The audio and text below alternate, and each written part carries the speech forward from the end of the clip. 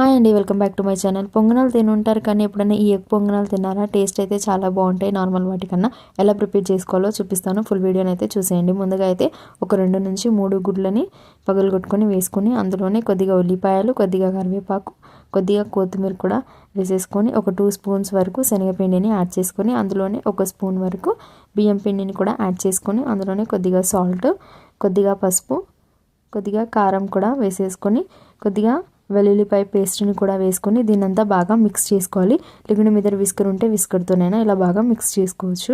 ఇలా అంతా మిక్స్ చేసుకున్న తర్వాత అందులో కొద్దిగా వంట సోడాని అయితే యాడ్ చేసుకుంటున్నాను. దీన్ని కూడా ఒకసారి మిక్స్ చేసుకొని పక్కన పెట్టుకొని పొంగనాల గిన్నెని తీసుకొని అందులో బ్రష్తోని కొద్దిగా ఆయిల్ అప్లై చేసుకొని మనం పొంగనాలు ఎలా వేసుకుంటామో సేమ్ అలాగనే ఇలా అన్నిటితో వేసుకోవాలి.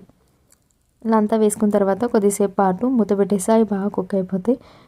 తర్వాత ఇలా నెక్స్ట్ ఇంకో సైడ్కి తిప్పేసుకొని కొద్దిసేపు పెట్టి తీసేసుకోవడమే అన్నిటినీ. టేస్ట్ అయితే చాలా బాగుంటుంది.